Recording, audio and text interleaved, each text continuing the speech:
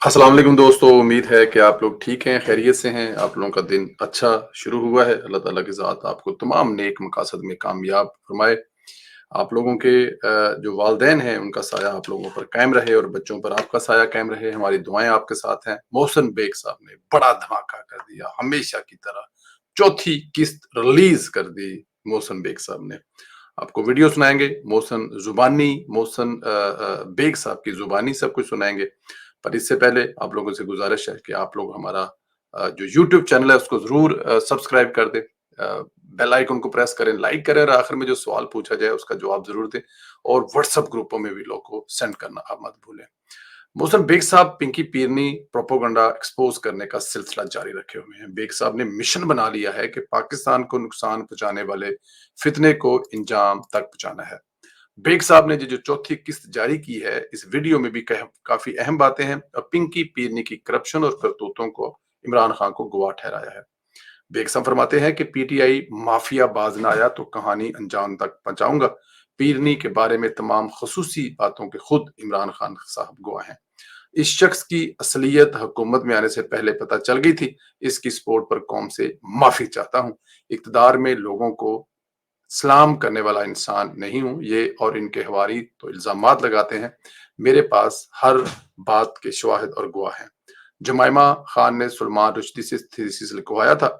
इसने इसके वकील को वकील किया। इसराइल से तल्लुकात के बारे में जो कहा, एक-एक बात सच साबित हो रही है। बहुत सारी दूसरी बातें हैं जो मोहसिन बेग साहब ने कही हैं, बट मैं चाहता था कि मोहसिन बेग साहब की वीडियो जो है वो चलाते हैं और उसके बाद फिर इस पर साथ-साथ ही बात करते हैं। जी, ये मोहसिन साहब की वीडियो सुनिए ज़रा। मैं चाह रहा था कि कल मैं एक ऑडियो रिलीज करूं, लेकिन मेरे कुछ कोलीग्स का, मेरे दोस्तों का, मेरी फैमिली का ये ख्याल था कि मैं इन लोगों के मुकाबले में उस तरीके से, उस सतह से नीचे ना गिरूं जहां पस्ती में ये लोग गिरे हुए हैं। तो सोचा यही है कि देख लेते हैं इनका रवैया क्या है।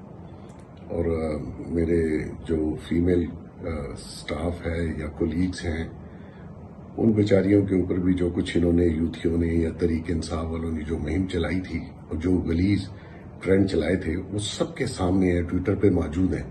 लेकिन उसके बावजूद भी उनका सबका ख्याल यही था कि अभी आप थोड़ा दिन रुक जाएं। इवन मेरे दोस्त हैं बड़े अच्छे, सलीम साफी साहब, तो मैंने उनसे भी वादा किया, ठीक है रुक जाते हैं, लेकिन अगर ये बाज ना आए तो उसके बाद फिर मैं किसी की बात मानूंगा नहीं। जो ये कह रहे हैं कि जी खवातीन के बारे में, तो आप जरा इनकी खवातीन के बारे में गुफ्तगू सुन लीजिए, जो कि एक महजब और वर्किंग लेडीज के बारे में ये जो लोग करते हैं। और इवन जो घरेलू खवातीन है या किसी की फैमिली है, अगर उसमें मेरी किसी चीज से इनको इख्तलाफ है तो आर्ग्यू कर सकते हैं, लेकिन उसमें मेरी फैमिली का कोई तल्लक नहीं है। अगर ये मेरी फैमिली को अटैक करेंगे तो डेफिनेटली मैं दो हाथ आगे जाके इनको अटैक करूंगा। तो आज सिर्फ एक तो मोहसिन बेग साहब अपनी इस वीडियो में ये फरमा रहे हैं, जो अब तक आपने सुनी है, कि उनके बहुत सारे दोस्त, बहुत सारे अजीज, उनकी फैमिली और खास तौर पर वो उनका जो फीमेल स्टाफ है, उनके ऑफिस में काम करते हैं, उन लोगों के खिलाफ पीटीआई के लोगों ने बहुत गंदी किस्म की मुहिम की, जो कि जाहिर है सोशल मीडिया पर पड़ी हुई है, ट्विटर पर जाकर देख सकते हैं। मोहसिन बेग साहब का कहना है कि उन लोगों का भी यही ख्याल है कि आप लोगों को इस गंद में मतलब पंजाबी च कहंदे ने गंद च वट्टा नहीं सुट्टना चाहिए, क्योंकि वो उड़ के तुहाडे ते पैंदा है। डेफिनेट मैं अपने ये प्रोग्राम में, अपने वीलॉग में बल्कि कह चुका था कि जाहिर मोहसिन बेग साहब को समझाने वाले बहुत आ जाएंगे कि आप लोग दफा करें, इनके मुंह लगने का फायदा कोई नहीं है। वो कहते हैं कि कुत्ते भौंकते ने, भुक्कन से लंघ जाओ। लेकिन जाहिर है मोहसिन बेग साहब की फैमिली है, घर है, दोस्त है, जैसे उन्होंने जिक्र किया सलीम साफी साहब का, कि उन्होंने भी कहा है कि आप थोड़े दिन वेट करें और इन लोगों को एक मौका दें कि अगर लोग ये नहीं रुकेंगे तो फिर आप जरूर कीजिएगा, लेकिन शुरू में इनको थोड़े दिन से मौका दें। तो मोहसिन बेग साहब अपने शुरू में ये कह रहे हैं कि वो अभी वो जो ऑडियो रिलीज करना चाहते थे, उन्होंने रिलीज इसलिए नहीं की कि उनके दोस्तों ने, उनकी फैमिली ने और बहुत सारे दूसरे लोगों ने समझाया कि अभी इन लोगों को थोड़ा सा टाइम दें। आगे क्या फरमा रहे हैं मोहसिन साहब, ये भी सुन लेते आपको ये बताना था कि ये जो ऑडियो थी और कुछ ऐसी बातें थी, मैं समझता हूं कि ये जो फ्रॉड टाइप खातून है पीरनी, ये इंशाल्लाह उसका डिफेंड नहीं कर सकेगी। और जो बातें खान ने ही हमें बताई।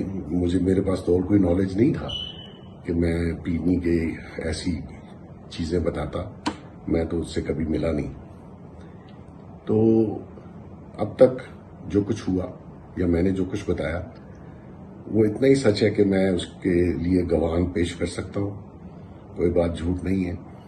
बिल्कुल लोग मौजूद हैं, वो विलिंगली आना भी चाहते हैं ओपनली, क्योंकि उनके ऊपर भी तहरीक इंसाफ और ये यूथिया लोगों ने काफ़ी गंद डाला।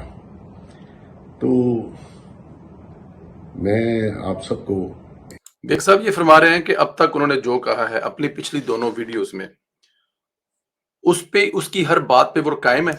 जो उन्होंने बताया कि ये जे रोड पे क्या करते थे, ये रंडियों की पीरनी, वटेवर जो भी था, वो पिछली जो तमाम की तमाम वीडियो थी उसमें जो जब भी उन्होंने कहा वो कह रहे हैं जी कि बिल्कुल उस पे वो स्टैंड करते हैं। उसके लिए वो तमाम सबूत मौजूद हैं और वो तमाम लोग जो उनके उस दौर के वाकफकार हैं या उस दौर के जानते हैं, वो भी आकर गवाही देने के लिए बिल्कुल तैयार हैं। अगर कोई मुझसे दावा करे या मुझे कहे कि मैंने अब तक जो कहा है उसमें अगर किसी को कोई शक है या कोई ऐसी चीज है, तो वो तमाम के तमाम लोग सामने आ सकते हैं और गवाही दे सकते हैं। और मेरे ख्याल में अगर इस हद तक जरूरत पड़ गई कि मोहसिन बेग साहब को गवाह ला के दिखाने शुरू कर दिए और गवाहों ने आके सोशल मीडिया पर अपने बयान देने शुरू कर दिए और फिर वो ऑडियो जो वीडियो है वो अगर मोहसिन बेग साहब रिलीज करते हैं, तो इसके नतायज को इतने अच्छे नहीं होंगे। खास तौर पर जाहिर है एक औरत जात के लिए तो ये बिल्कुल ही अफोर्ड नहीं होगा। एक बड़ी मोहसिन बेग साहब ने हल्की सी बात करी, आगे निकल गया कि मेरे पास जो भी इंफॉर्मेशन है वो मेरे को अपने सोर्स नहीं थे, वो तमाम की तमाम बातें खान ने बताई। तो इसका मतलब है कि जो बातें अब तक सोशल मीडिया पर मोहसिन बेग साहब कर चुके हैं, उनके जो सोर्स हैं वो खान साहब हैं, क्योंकि खान साहब की जुबानी उनको पता लगा वो किन के साथ रहती है, पता करें ये किन के साथ क्या तल्लक है, कहाँ आती है, कहाँ जाती है। और इन तमाम चीजों का इमरान खान को पता था और कुछ चीजों का जाहिर है पिछली वीडियो में मोहसिन बेग साहब ने बताया था कि उनको भी पता था, क्योंकि उन्होंने इमरान खान साहब ने उनकी ड्यूटी लगाई थी पता करने के लिए। लेकिन अभी फिलहाल मोहसिन बेग साहब एक दफा लगता ये है कि वो खामोशी इख्तियार करना चाहते हैं और सोशल मीडिया के इस गंद ब्रिगेड को थोड़ा टाइम देना चाहते हैं। जी आगे सुनिए। एक चीज बताना चाहता हूं कि मैं ना पीछे हटूंगा। अगर ये बाज नहीं आएंगे तो इंशाल्लाह आपसे बहुत ही जल्द मुलाकात होगी। मैं कुछ दोस्तों को नाराज नहीं करना चाहता, इसलिए मैंने उनकी रिक्वेस्ट पे कुछ दिन सब्र किया है, करने का इरादा कर लिया है। रहेगी बात कि वो चीजें क्या हैं, यकीन कीजिए ये तो बेशर्म लोग हैं, ये शायद उसकी भी कोई वजूहत निकाल लेंगे। लेकिन मेरी कही हुई सारी बातें मैंने मेरे ख्याल में 2 माह पहले एक इंटरव्यू दिया था जावेद चौधरी साहब को, वो सोशल मीडिया पे मौजूद है, कि जमैमा ने इसी सलमान रुश्दी से थीसिस लिखवाए और इसी के ऊपर वो पाकिस्तान से भागी। वो आज देख लीजिए जो जेफरी रॉबिन्सन इन्होंने लॉयर किया है वो कौन है, इनका लिंक इसराइल से क्या है, इनका लिंक न्यू कौन से क्या है, ये कितने पाकिस्तान के मुहिब्बे वतन है, सब आप मेरी बातें निकाल लीजिए, मेरे पुराने ट्विटर या इंटरव्यूज देख लीजिए। जो मैंने कहा वो हकायक पर मबनी है और वक्त साबित करता जा रहा है कि जो मैं कह रहा था वो सच है। और इंशाअल्लाह ताला मुझे झूठ बोलने की या तोहमत लगाने की कोई वजह नहीं है। मैं ना इलेक्शन लड़ता हूं।